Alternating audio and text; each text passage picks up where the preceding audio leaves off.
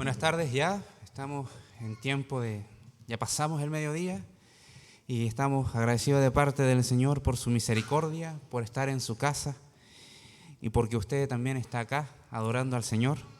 Damos gracias al Señor por su fidelidad y siempre este tiempo de hablar en el nombre del Señor y de parte de Dios es una gran responsabilidad.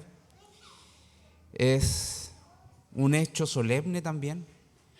El culto en sí tiene solemnidad delante de la presencia de Dios porque adoramos al Rey de Reyes, adoramos al Rey del universo, que merece toda pleitesía, todo honor, toda gloria. Y para comenzar me gustaría hacer una pregunta. En realidad implica dos áreas. Cuando vemos la sociedad y vemos la estructura de la sociedad, cuando vemos los honorables políticos y también la excelencia que gobierna, y si seguimos hacia abajo en la jerarquía de la estructura social, encontramos también a personas que cumplen una labor judicial. Y también son personas que están con un resguardo de la seguridad constantemente. ¿Hacia dónde me dirijo? Bueno, me dirijo hacia nombrar a jueces y policías. ¿Qué tan importantes son en la sociedad? ¿Qué tan importante es la labor de un juez? ¿Qué tan importante es la labor de las policías, de esa fuerza pública? Podemos decir que es grande. No sé si están de acuerdo conmigo, pero es grande.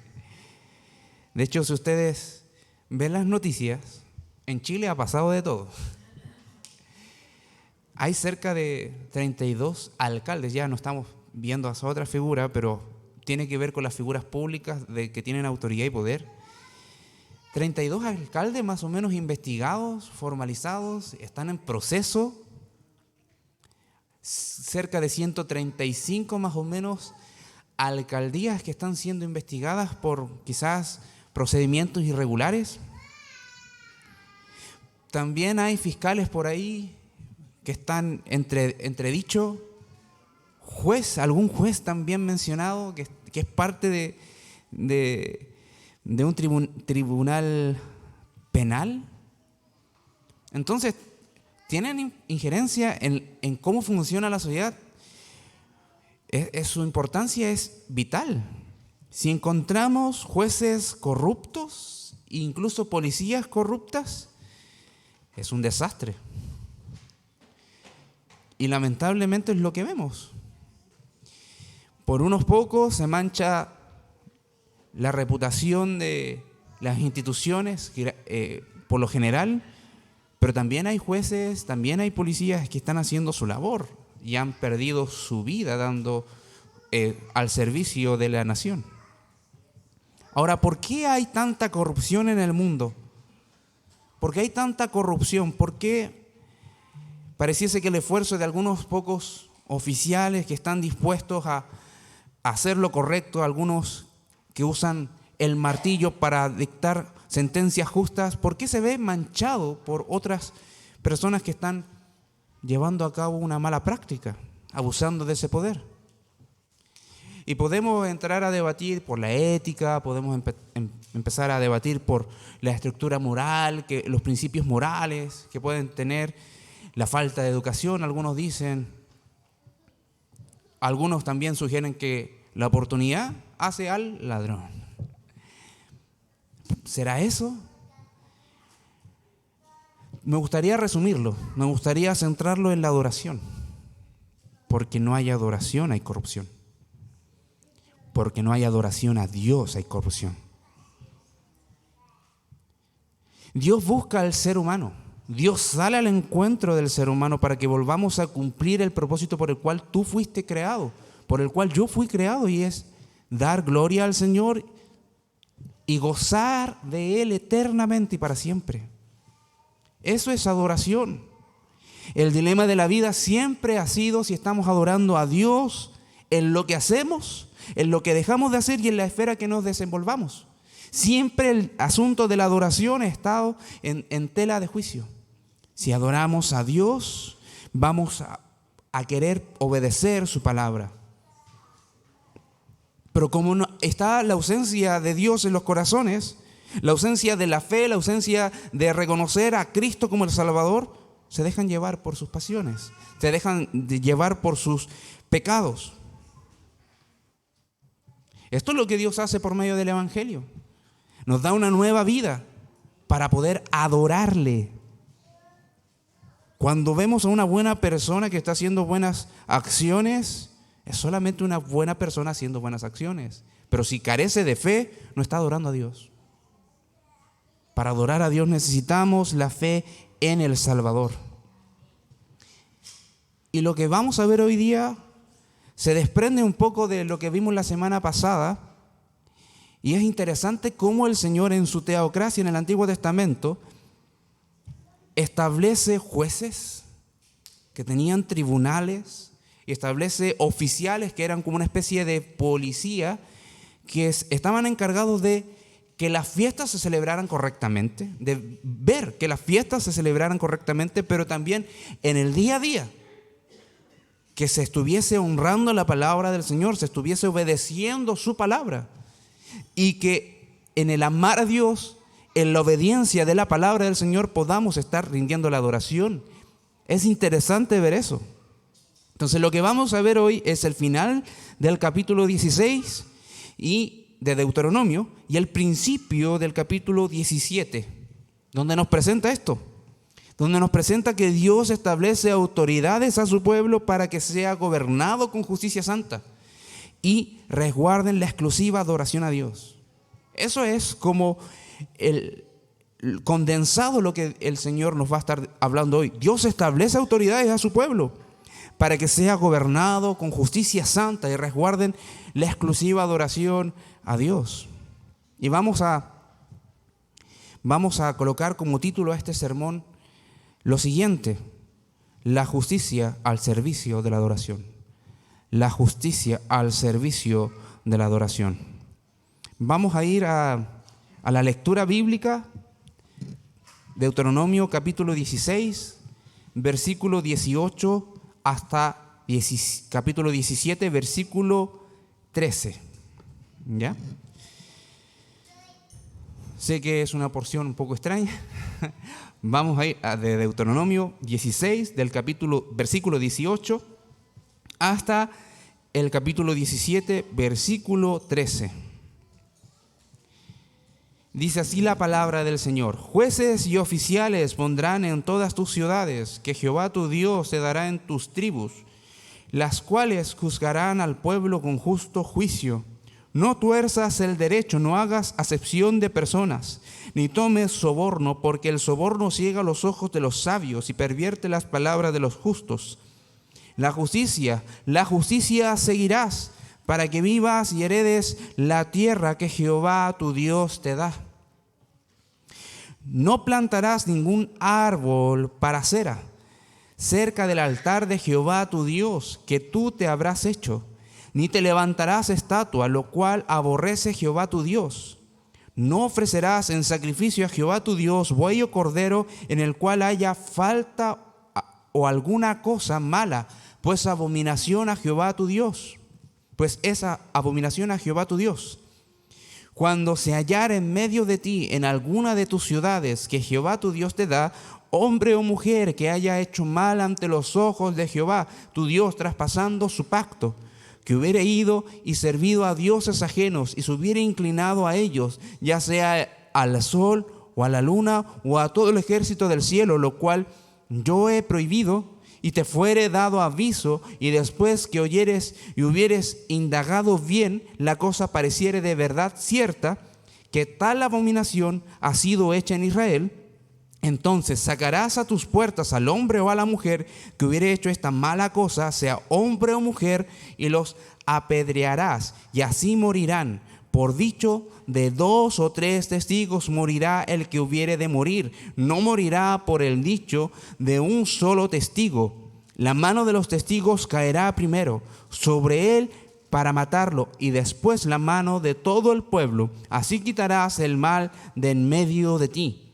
Cuando alguna cosa te fuere difícil en el juicio, entre una clase de homicidio y otra, entre una clase de derecho legal y otra, y entre una clase de herida y otra, en negocios de litigio en tus ciudades, entonces te levantarás y recurrirás al lugar de Jehová, que Jehová tu Dios escogiere, y vendrás a los sacerdotes, levitas y al juez que hubiere en aquellos días, y preguntarás, y ellos te enseñarán la sentencia del juicio, y harás según la sentencia que te indiquen los del lugar que Jehová escogiere, y cuidarás de hacer según todo lo que te manifiesten, según la ley que te enseñen, y según el juicio que te digan. Harás, no te apartarás ni a diestra ni a siniestra de la sentencia que te declaren. Y el hombre que procediere con soberbia, no obedeciendo al sacerdote que está para ministrar allí delante de Jehová tu Dios, o al juez, el tal morirá, y quitarás el mal de en medio de Israel. Y todo el pueblo oirá y temerá, y no se ensoberbecerá. Difícil texto. Pero vamos a ir a la presencia del Señor para que el Señor nos ayude. Oremos. Padre, en el glorioso nombre de Jesús, oramos para que tú seas dirigiendo mis pensamientos y que mis palabras no se ajusten a mis pensamientos ni mis palabras, sino que sean las tuyas, Señor, y tus pensamientos puedan ser expuestos. Vemos tu palabra suficiente, vemos tu palabra eficaz, autoritativa, y queremos rendirnos delante de ti por medio de someternos a tu palabra. Tu sabiduría es mucho más abundante que la nuestra y queremos adorarte en este tiempo. Oramos en el glorioso nombre de Jesús. Amén. Es interesante ver cómo los anticipos y advertencia de Dios, cuando se desprecia su sabiduría, los peligros que mencionaba se ven presentes en la sociedad. Y de hecho en la historia de Israel, esto no se quedó como una advertencia. Se cumplió que Dios iba a enjuiciar y enjuició al pueblo de Israel por medio de o por su desobediencia. Pero bien, volvamos a retomar Deuteronomio. Retomamos desde la idea de que estamos en el segundo discurso de 3 grandes discursos que el Señor por medio de Moisés le da al pueblo de Israel antes de entrar a la tierra prometida. Están a las orillas, digámoslo así, del Jordán, por el lado, antes de ingresar, que da al lugar o a la tierra de Egipto, está en dirección a Egipto, más que a Canaán. Entendemos que fue escrito 1405, 1406 antes de Cristo, eso es importante entenderlo, y desde ahí vemos cómo el Señor estableció su gobierno teocrático, donde su ley espiritual, moral, santa, no solamente regulaba una fe, una religión, sino todos los asuntos de la sociedad. Y aquí vemos que en ese contexto nace y se originan estos discursos, y este discurso, el segundo, es el más largo que encontramos en el libro. Comienza desde el capítulo 12 más o menos, 4, y termina en el capítulo 25. ¿Y qué es lo que vemos nosotros? Vemos cómo el Señor está enseñando a cómo vivir por medio de la obediencia a los 10 mandamientos y todas las otras leyes. Dicho eso, vemos que aquí, luego de la exposición de cómo debían de celebrarse estas fiestas anuales, que era la fiesta de la Pascua, la fiesta de los tabernáculos y la fiesta de los panes sin levadura, encontramos que dice que estableciesen en la tierra prometida donde iban a entrar jueces y oficiales.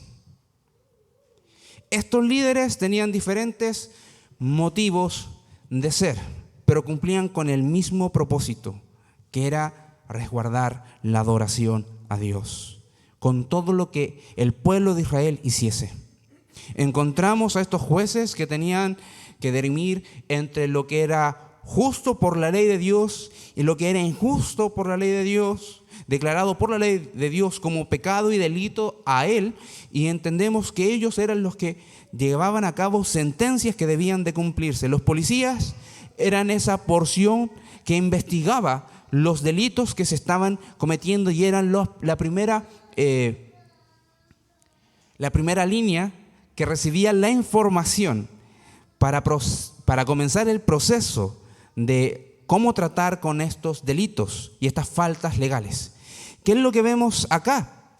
Dios está mostrando la responsabilidad que tenían estos grupos de personas, cómo debían de dirigir al pueblo y cómo debían de estar comprometidos con su labor. Vemos ya en el versículo 19, inmediatamente de haberlos establecido, dice cómo debían de comportarse, qué es lo que debían de hacer, o mejor dicho, qué es lo que no debían de hacer. No tenían que torcer el derecho, no tenían que hacer excepción de personas, ni tampoco recibir soborno. Eso no es algo muy nuevo, decir cómo debe de comportarse alguien que tiene poder para salvar la vida de una persona o mandarla a la muerte. No es muy difícil, pero aquí el Señor considera que el corazón de las personas son susceptibles a mirar, a despreciar y a valorar lo que no debían de valorar. También las personas, según este texto, podrían ser sujetas a una susceptibilidad de decir, creo que si aplico tal cual como está esto no me va a ir muy bien. Entonces interpretaba la ley a su antojo y a su conveniencia. No tuerzas el derecho. Interpretar la ley de Dios y su aplicación conforme a su antojo. No podían hacer eso. La ley de Dios es pura, es santa. La ley de Dios es suficiente, no necesita que nosotros tratemos de ver una aplicación correcta. La ley de Dios te muestra cómo debes de vivir. Y la ley no debe tener como un misterio en sí. La ley de Dios es suficiente para mostrar el camino que debemos de seguir para adorar a Dios. Entonces no tuerzas el derecho. Tampoco no hagas discriminación. No seas parcial. No hagas discriminación entre las personas por su posesión. A todos por igual. Si ellos son pecadores o si son justos, no por su posesión o por su apariencia tú vas a arbitrariamente aplicar la ley conforme a ello. No, tú tienes que tratar al rico y al pobre, a todos por igual. Y eso nos suena mucho a los gobiernos actuales que dicen la igualdad ante la ley. Todos tienen la misma capacidad de tener acceso a la ley y a ser juzgados por la ley y no por el criterio humano.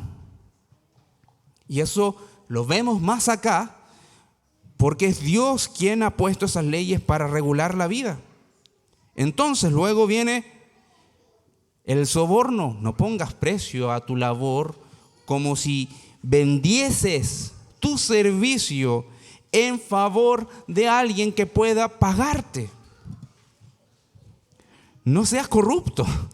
En palabras sencillas, no tengas corrupción en tu corazón y en tu servicio. ¿Por qué?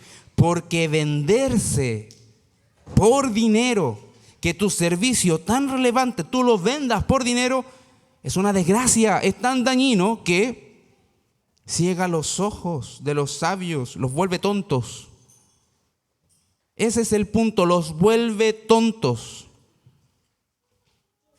Venderse por dinero es como si se atrofiara su mente. Su capacidad de razonar ya no es más. Dice, pervierte las palabras de los justos. Lo que se podría escuchar como justicia de las palabras de las personas que podrían haber estado sirviendo en algún momento bien, ahora lo que dicen son necedades. Tuerce, pervertir es torcer. Simplemente el sabio deja de ser sabio y el justo deja de ser justo y se vuelven pecadores, esclavos del pecado. Entonces, ¿cuál es el mandato? Versículo 20, justicia. Sigue la justicia. Si sigues la justicia vas a vivir, vas a heredar la tierra, vas a poder permanecer en la tierra que el Señor te había prometido que te iba a dar. Es un énfasis. La justicia aquí es relevante, es fundamental.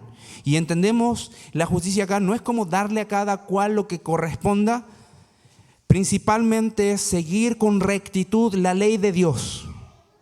En la Biblia encontramos que la justicia es darle a cada cual lo que corresponda según sus obras, porque Dios es justo. También es obrar en misericordia justo delante de Dios, pero también la justicia en su dimensión más amplia es obedecer lo que Dios dice y seguir lo que Dios dice. Ahora, todo podemos encontrar un asunto, en todo podemos encontrar cómo nos habla directamente a nosotros. Cuando nosotros hemos querido hacer las cosas de mala manera, ¿cómo nos ha ido? Y cuando hemos querido obedecer la justicia de Dios, quizás podemos dormir más tranquilos. Podemos tener tranquilidad en nuestra conciencia. Por más que encontremos problemas por querer obedecer a Dios. Y mi pregunta iba fundamentalmente dirigida a cómo nos ha ido. ¿Podemos descansar cuando hemos querido hacer las cosas sabiendo que hay pecado de por medio? Entonces acá, volviendo a la idea de la exposición directamente de este discurso a la nación de Israel, vemos que el pueblo tenía una clara advertencia: obedece, sé responsable con obedecer mis mandatos y sé fiel al pacto y vas a tener bendición y una prosperidad que sí vas a ver en todas las otras naciones. Pero tú desobedeces a mi pacto, lo transgredes y vas a ser enjuiciado y vas a ser la vergüenza a las otras naciones. Vas a ser incluso esclavos de esas naciones que no adoran a Dios, adoran cualquier ídolo. Entonces, aquí establece para los jueces, para los oficiales, que es como una especie de policía encargada de velar por la adoración, establece la necesidad de ser recto, íntegro, fiel a lo dicho por Dios, a raíz de entender los 10 mandamientos y cómo debían de aplicarlos, también los otros que se desprenden de estos. ¿Para qué? Para cuidar nuevamente, esto es enfático, cuidar la adoración, la santidad del pueblo de Israel. Queridos hermanos, exhorta y manda a cuidarse de toda transgresión, que fundamentalmente la idolatría está como protagonista.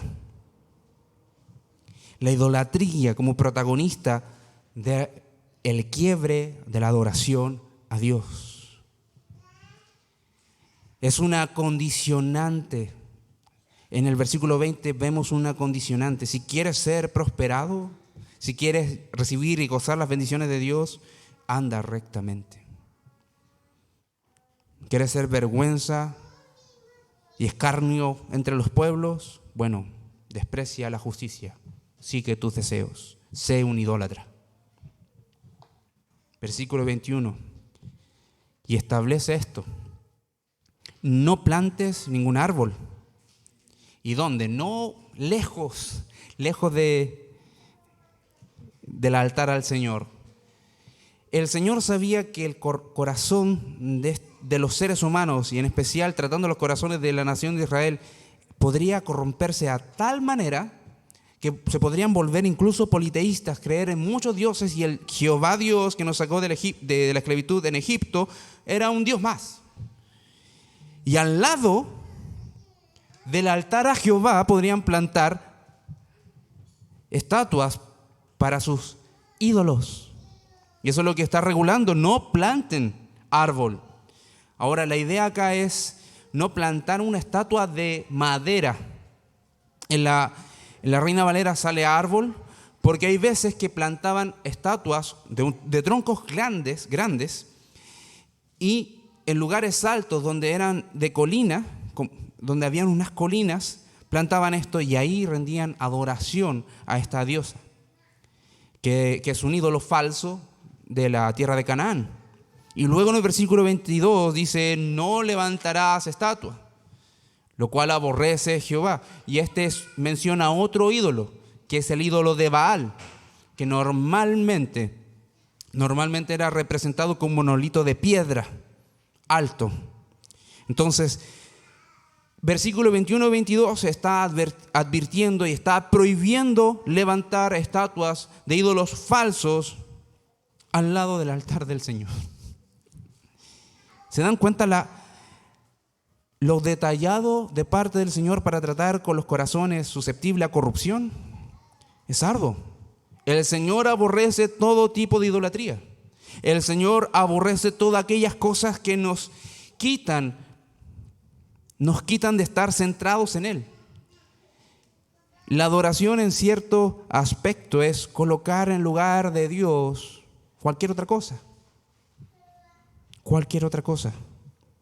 El Señor sentencia esto, y realmente el Señor está trayendo a la memoria uno de sus primeros mandatos: no tendrás dioses ajenos delante de mí.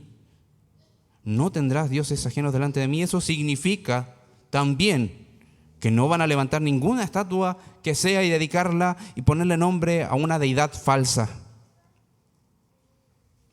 Ahora, queridos hermanos, nosotros no estamos en una teocracia como gobierno de Estado, pero tenemos la soberanía de Dios sobre la iglesia. Quizás nosotros no estamos en el mismo tiempo de Israel, no estamos en el mismo antiguo pacto, pero estamos en un pacto nuevo por la sangre de Cristo, donde la soberanía de Dios manda a la iglesia. Hermanos, vemos que despreciar la sabiduría de Dios nos vuelve corruptos. Y ejemplo tenemos todos los gobiernos del mundo. Hay algunos que pueden hacer cosas buenas, aparentemente.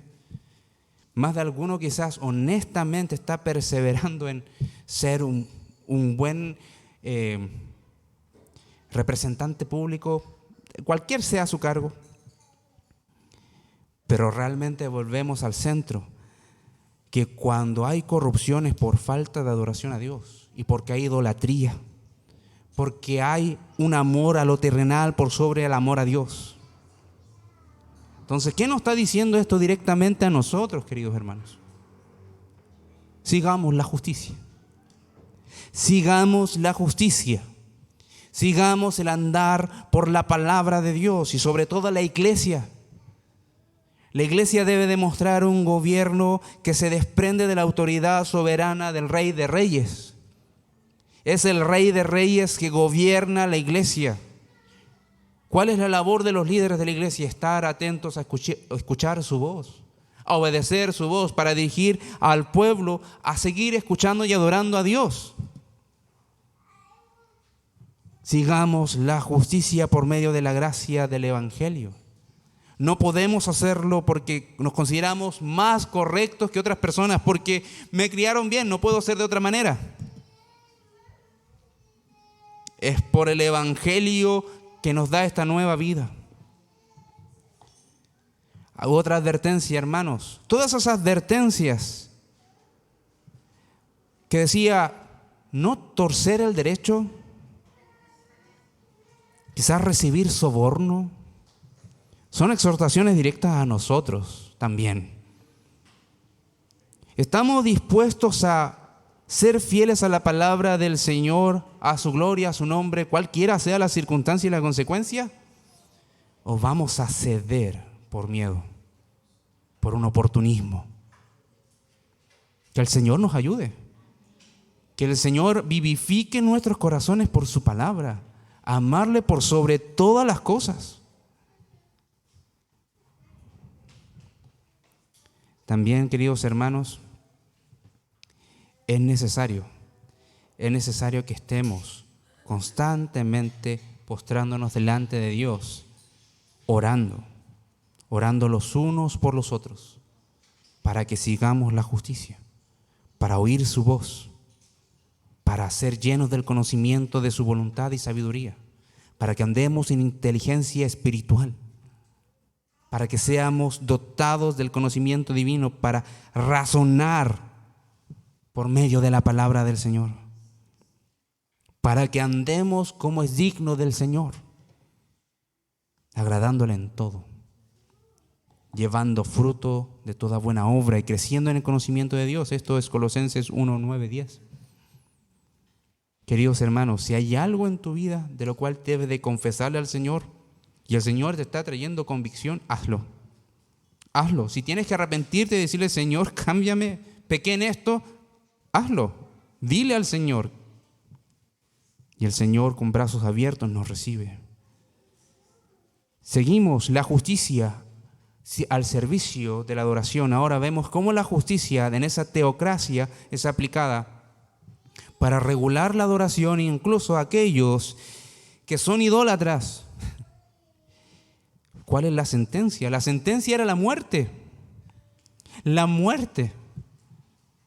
Y en el versículo 1 del capítulo 17 establece otra prohibición: no ofrezcas sacrificio a Jehová tu Dios de algún animal que el Señor haya apartado para ello, que tuviese alguna cosa mala, que tuviese algún defecto, que tuviese prácticamente alguna deformidad. El Señor había regulado eso en capítulos anteriores. El Señor había dicho: lo que vas a ofrecer como sacrificio tiene que ser lo mejor, el primogénito y lo mejor. Incluso el primogénito de estos sacrificios, de estos animales que eran apartados para el sacrificio, no tenían que trabajar, no tenían que crecer con el común desarrollo de esos animales, sino que debía ser cuidado para el momento de ofrecerlo al Señor. Entonces aquí establece, es algo que el Señor aborrece, algo que el Señor, la palabra aborrecer es odiar. Es odiar, es algo que el Señor detesta. No es algo que no puede tolerar, es algo que detesta activamente. No puedes adorar a Dios antojadizamente. Se tiene que adorar a Dios por medio de lo que Él estableció como medios de adoración, con el ánimo correcto, con el fondo de la verdad correcta. En este caso era ofrecer un animal en sacrificio. Y vemos que establece del versículo 2 al 7 qué es lo que ocurre cuando se encontraba alguien así, haciendo eso mal. Bueno, cuando se halle en medio de ti la nación, cualquiera sea la ciudad, ¿cómo debe de proceder? Debe de ser muerto. Debe de ser muerto. Se tiene que sacar de la ciudad y se va a apedrear afuera de la ciudad. Ahora, ¿cómo era el procedimiento? El procedimiento era minucioso, era cuidadoso. El procedimiento para saber que alguien había sido idólatra tenía que ser honesto, genuino, pero acucioso. Versículo 4: si te fuere dado aviso y después que oyeres hubieres indagado bien, la cosa pareciere de verdad cierta, que tal abominación ha sido hecha en Israel, lo vas a sacar. Entonces lo vas a sacar. Lo que está diciendo, en otras palabras, hace tu trabajo bien. Indaga bien. Si realmente es culpable, hagan justicia. No creas cualquier cosa, ve a encontrar pruebas si realmente es culpable. ¿De qué está hablando acá? Si eran idólatras. No estaba hablando, como dice más adelante, si mató a alguien. Si era un idólatra, tenía que morir.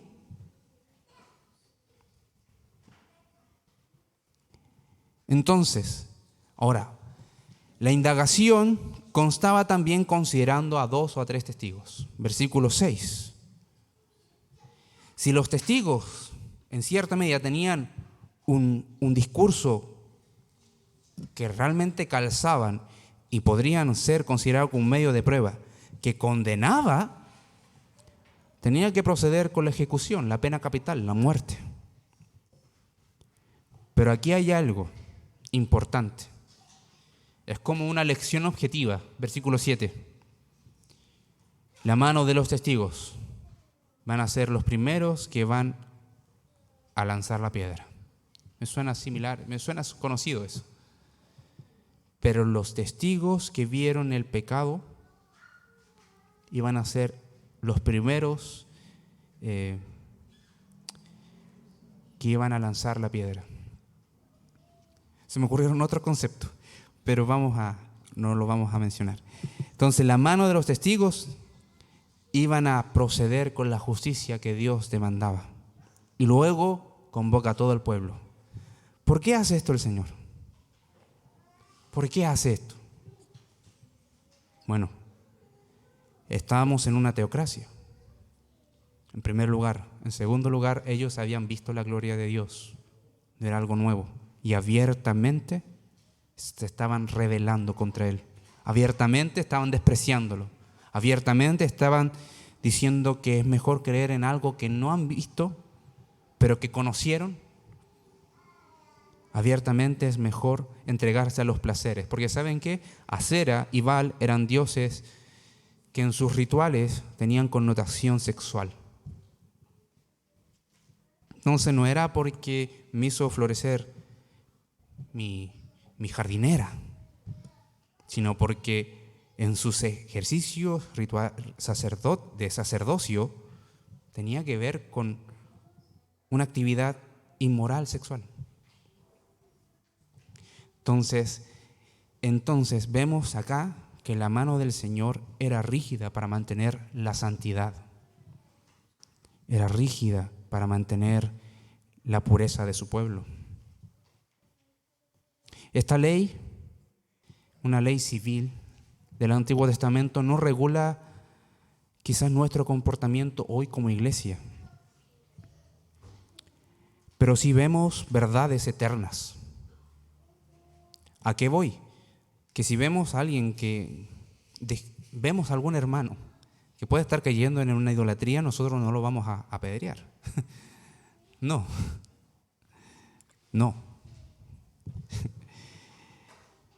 Pero, ¿qué es lo que ocurre? Vemos verdades eternas. El Señor nos muestra que debemos de estar atentos constantemente para seguir la justicia de parte del Señor. Tenemos que cuidarnos y ser responsables con animar a ser fieles al Señor, ser fieles a la adoración a Él. Y estos principios de testigos se rescatan para varias cosas. Y voy a mencionar 2. El espíritu de esta normativa, de esta ley que regula cómo proceder en la acusación de alguien, lo dejó plasmado el Señor para la disciplina de la iglesia. Cuando alguien se ve ofendido por un pecado que cometió un hermano, ¿qué es lo que tenemos que hacer? Bueno, ir a conversar con el hermano. Si no quiere escuchar, vamos y buscamos 2 testigos. Si no quiere escuchar a los 2 testigos, buscamos un poco más. Hasta que llega el momento cuando es desobediente, buscamos a la iglesia y lo consideramos como un no creyente. Bueno, dice gentil y publicano, pero no es un creyente. Finalmente esos conceptos es para decir no es creyente. Pero se dan cuenta, esos testigos sirven para acreditar la condición espiritual de esa persona. Pero también en 1 Timoteo 5:19, cualquier acusación a cualquier pastor. las acusaciones de buenas y primeras a los pastores, ancianos, no se deben recibir si no hay testigos. Y dice Pablo en el Nuevo Testamento, escribiendo su primera carta a Timoteo, no escuches aquellos comentarios sobre un anciano gratuitamente. Tienen que tener testigos. Si hay testigos de pecado, que se proceda con la disciplina, con el llamado al arrepentimiento. En ambos casos se necesitan los testigos para actuar correctamente. Pero fundamentalmente lo que hay detrás de esto es tratar con los corazones de cada uno de los miembros que son parte de la iglesia, y más amplio con cada uno de los creyentes que se reúnen en la iglesia. ¿Para qué? Para cuidar la santidad que ofrecemos y rendimos delante del Señor con nuestra vida y con nuestra adoración congregacional. Es fácil decir, no veo, no conozco el pecado. No me di por enterado. Es fácil decir eso. Lo difícil es pastorear como el Señor nos pastorea. Ir y decir, hermano, estás pecando. Arrepiéntete. En el amor del Señor te lo digo. De todas maneras, hermano, quiero que notes cuán importante es para Dios la correcta adoración y lo abominable que es la idolatría. Incluso el tener miedo a los hombres por lo que pueden decir, cómo pueden reaccionar, se puede constituir como pecado y una especie de idolatría de uno mismo. Yo no quiero ser desacreditado.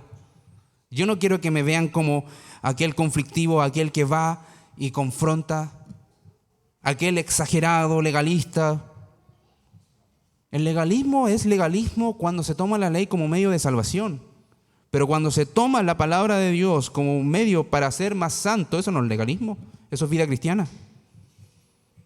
Eso es vida cristiana, hermanos. Ahora quiero que pienses, hermano, mirando tu corazón y tu vida, y sé honesto delante de la presencia del Señor. ¿Has antepuesto en tu vida tu deseo, tu voluntad por sobre el deseo de la voluntad de Dios? ¿Hay algo que te está robando las fuerzas y que la estás invirtiendo en eso? ¿Hay algún deseo, alguna parte de tu voluntad que desoye la voluntad y el deseo de Dios para tu vida? Si has caído en eso, es idolatría. Arrepiéntete y ven en fe al Señor. Hermano, cuidado con minimizar toda clase de idolatría. Cuidado, porque así cuando minimizamos la idolatría, damos una apertura al corazón que no debe de tener. Y después cosechamos tempestades. Todo comenzó porque dejé la mirada un poco más. Sostuve la mirada segundos más. Después de segundos, un minuto. Después de minutos, quizás perdí la cuenta de aquellas cosas que me atraían, que me provocaban deseo. Cuidado con minimizar toda clase de idolatría. Si lo has hecho, ven a la presencia del Señor. Confiésale tu pecado a Cristo. Él es amplio Salvador para estos débiles mortales. Así como el Señor disciplinaba a Israel en el desierto, nosotros tenemos un Padre que sigue disciplinándonos a nosotros también. A la iglesia el Señor lo disciplina, el Señor disciplina a su iglesia. El Padre eterno, por el cual es nuestro Padre porque creemos en Cristo, nos disciplina. Hebreos 12. A todos aquellos que recibió por hijos los azota si es necesario. Querido hermano, que el Señor nos ayude. Por último, vemos esta justicia sirviendo a la adoración en los tribunales. Nos suena un poco raro porque aquí no tenemos tribunales. En la iglesia, existen algunas figuras. Algunos han creado tribunales eclesiásticos para juzgar asuntos morales que han ocurrido en la iglesia, pero no tiene injerencia en lo civil, en lo penal, en la ley vigente en el país. Acá sí. Acá en el texto que estamos viendo, sí.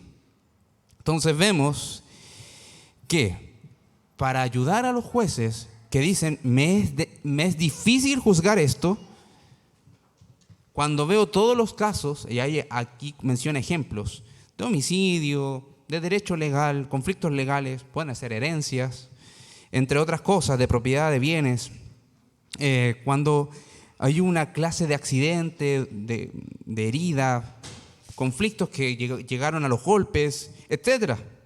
Todos ellos, si el juez se le complicaba juzgarlo, ¿qué tenía que hacer? Recurrir al superior. O recurrir a aquellos ancianos o jueces que eran considerados como más sabios. Pero tenían que ser aquellos sacerdotes, incluso levita que salía ahí, juez reconocido que era dotado por Dios con sabiduría y madurez espiritual. Y ellos, versículo 9, que dice, enseñarán la sentencia del juicio. Y acá no hay un asunto peyorativo por el género del sexo que nosotros tengamos, hombre o mujer. Se menciona en varias ocasiones, no sé si se recuerdan en la lectura, hombre, mujer, quien fuese el que haya cometido este pecado, o los que sean participantes de estos delitos que tienen que ser juzgados, tienen igualdad delante de Dios. Van a ser juzgados de acuerdo a la sentencia y las evidencias que se presenten. Y si la sentencia era morir, sea hombre o mujer, iba a morir. ¿Qué nos está mostrando ahí el Señor? Que el Señor creó al hombre y a la mujer a su imagen y semejanza, que todos son iguales delante de Dios, que son responsables de sus acciones delante del Señor, pero que también son sujetas, estas personas, hombres y mujeres, para recibir todas sus bendiciones. Entonces acá, esto también es clave. Versículo 10. Harás según la sentencia que te indiquen. Hermanos, si un juez reconoce que no es capaz de entender el juicio y la sentencia, recurre por ayuda. Y después que le dan esa ayuda y esas sentencias, dice, no, ¿sabes qué? No me gustó. Cuando hay una rebelión abierta a los superiores, en cualquier trabajo, ¿qué ocurre? Nos metemos en problemas, o si se descubre ya la alevosía nos vemos, busque otro trabajo. Acá, no solamente el culpable era sentenciado a morir, sino, aquí no tenía una segunda oportunidad. Aquel juez que se revelaba la sentencia que se le fue indicada por aquel superior que era dotado por parte del Señor y era puesto como autoridad de parte del Señor en sabiduría y madurez, y se revela y no quiere asumir la sentencia, o incluso la modifica un poco, también tenía que morir. Cuando dice, no te apartes ni a diestra ni a siniestra, ni a derecha ni a izquierda, la sentencia debía de proceder tal cual. ¿Saben por qué? Porque se entiende que aquellos hermanos maduros no estaban agregando a la palabra del Señor, a la ley del Señor, estaban dándole un buen uso a la palabra del Señor. Estaban llevando por la sabiduría del Señor a dirigir al pueblo de Dios a andar conforme a lo que Dios ya había dicho. No estaban inventando absolutamente nada. Entonces no había desviación en su resolución, en su sentencia. Dios establecía una clara advertencia. ¿Por qué? Porque si torcían la palabra y la resolución, estaban torciendo el mensaje de Dios y estaban obedeciendo a Dios, adorando a Dios conforme a sus propias ideas. Eso nos suena un poco similar a nosotros, que debemos de aceptar la palabra de Dios tal cual ella es, no acomodarla a nuestras conveniencias, a nuestros deseos, a nuestras pasiones, a nuestras ideas de vida, de éxito. No, la palabra del Señor, si establece algo como pecado, es pecado, y ahí quedó. No hay más vuelta que darle. Entonces, tal hombre iba a morir, tal juez iba a morir. Versículo 13, ¿pero con qué propósito? Para regular ese orgullo para controlar ese orgullo, para que el pueblo de Israel no viese que se puede hacer lo que quiera. Total, no hay castigo. Vamos y hacemos lo que queremos, no hay castigo. Eso es arrogancia, es jugar a torcer las manos de Dios. Esto es muy similar cuando vemos la desobediencia de los pequeños. Cuando vemos que un hijo es desobediente y no hay corrección, cuando digo corrección, no me estoy refiriendo al correctivo que nos daban a nosotros, ¿ya? Sino cuando no hay un llamado de atención y un correctivo, por hacer lo que se quiera hacer, ¿qué va a entender el pequeño? Que se puede hacer lo que quiera. No hay límites, soy libre. Entonces, de hecho, eso lo dice Eclesiastés 8:11, porque la sentencia contra una mala obra no se ejecuta enseguida, el corazón de los hijos de los hombres está en ellos, entregado enteramente a hacer el mal. O sea, cuando no hay corrección, no hay un freno, no hay una sentencia, no hay un castigo, el corazón, ¿qué entiende? Nos entregamos más y más y más a la maldad. Hermano, que el Señor nos ayude. El Señor le hablaba al pueblo de Israel, pero también nos habla a nosotros para entender que no podemos jugar con Dios. No podemos decir, recibo esto del Señor y lo otro desecho, total, no me pasa nada, vivo. Hermanos, hay una condición tan grande que se va a ser revelada en el día del juicio de muchos que dijeron, Señor, Señor, pero que nunca conocieron verdaderamente al Salvador, porque se quedaron en sus obras, esas obras públicas, ese servicio público, pero en lo oculto de sus casas eran idólatras. Hermanos, la disciplina a veces pública de la iglesia sirve para no ser orgullosos. La sentencia y el tirón de oreja es para no ser orgullosos, eso dice. Esto también es como cuando vemos el castigo de uno de los hijos por parte de los padres y hay el más pequeño o el más grande mirando. Si ve que el castigo es de acuerdo a la severidad del asunto, ¿va a querer involucrarse en cosas malas que su hermano hizo? Yo no me meto. Ya probaste la mano del papá o de la mamá. Yo no quiero. Eso es así.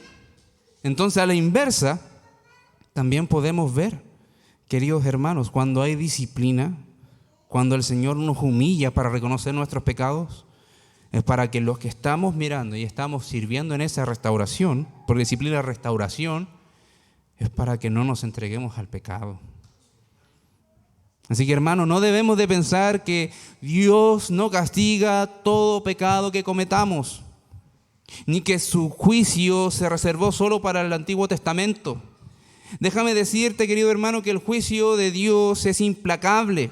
Y si eres creyente, hermano, el juicio por todos tus pecados recayó en Cristo.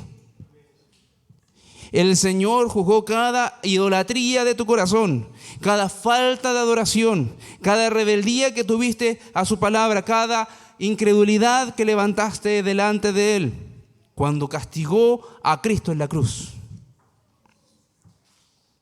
Cristo no murió en la cruz por nada. No estaba aburrido en el cielo y vino a decir, quiero padecer un poco. Vino a morir por cada una de tus idolatrías, de cada uno de tus pecados, para ser sujeto del castigo de Dios, para ser sujeto a la justicia divina y recibir el castigo que todos nosotros merecimos. Romanos 2:4. ¿O tienes en poco las riquezas de su bondad, tolerancia y paciencia, ignorando la bondad de Dios que te guía al arrepentimiento? El Señor te guió al arrepentimiento. Hermanos, pero si los incrédulos piensan que pueden seguir viviendo su vida como sea, no cambian total, no hay juicio, no estamos viviendo los tiempos antiguos, queridos hermanos, estas personas en algún momento, cuando ellos menos lo esperan, el juicio de Dios caerá sobre ellos. Y van a ser sentenciados por su idolatría, por su falta de adoración, por rebeldía y su incredulidad. El Señor es paciente y espera que se arrepientan, pero el tiempo no es permanente. El tiempo se agota y se acabará. Y el juicio caerá. Y no van a estar delante de un tribunal humano, sino delante del tribunal de Dios. Y ahí se verá si son inocentes en Cristo o culpables por sus pecados. Por último, seamos conscientes de que estos gobiernos están corruptos porque están bajo muerte espiritual y el dominio del maligno, porque rechazan la sabiduría de Dios. Y la sabiduría de Dios para ellos es una tontera. Así nos tratan a nosotros, como los locos, como los fanáticos, como los religiosos, aquellos que necesitan creer en un amigo imaginario, así nos tratan a nosotros. Esta sabiduría llena de gracia la consideran como nada. Pero ¿saben qué? El Señor nos manda a orar por ellos. El Señor nos manda a orar por toda autoridad, porque el Señor les entregó el dominio de la espada. Oremos por ellos. Aunque rechacen la suficiencia de las Escrituras, para un buen gobierno, convenciendo de lo necio que hacen ellos, quizás no vamos a conseguir nada. Solo el Evangelio de Cristo puede cambiar sus vidas. Así que vamos a orar. Vamos a orar para que el Señor ayude a las autoridades del mundo, pero también que a nosotros nos dé un corazón dispuesto a escuchar su palabra y su sabiduría y no la rechacemos. Oramos, Padre. Oramos, Señor, porque queremos ser siervos de justicia. Queremos andar en santidad y en rectitud porque te amamos, porque sabemos que tú eres el Dios verdadero. Tú eres el santo de los santos, tú eres el justo. Tú eres, Señor, digno de toda adoración. Señor, ayúdanos a que nuestros corazones sean vivificados por tu palabra. Vivifica nuestros corazones para amarte, para servirte, para seguir en pos de ti, donde quiera que nos mandes, donde quiera que, Señor, tú quieras que dediquemos el servicio a tu nombre. Señor, ayúdanos a no tener temor de los hombres, sino que reverenciarte a ti, temerte a ti. Señor, lo necesitamos. No sabemos si vienes hoy. No sabemos si estos son los últimos segundos de nuestra vida acá en esta tierra. No lo sabemos, Señor, pero queremos, mientras estemos acá, proclamarte al perdido, adorarte y comunicarnos entre nosotros tu glorioso evangelio. Y ayúdanos, Señor, porque no podemos hacerlo solos. Constantemente te fallamos y no queremos que tu nombre sea difamado por nuestros pecados, sino que sean honrados porque ven el perdón de tus pecados en nuestra vida. Oramos en el nombre de Jesús. Amén.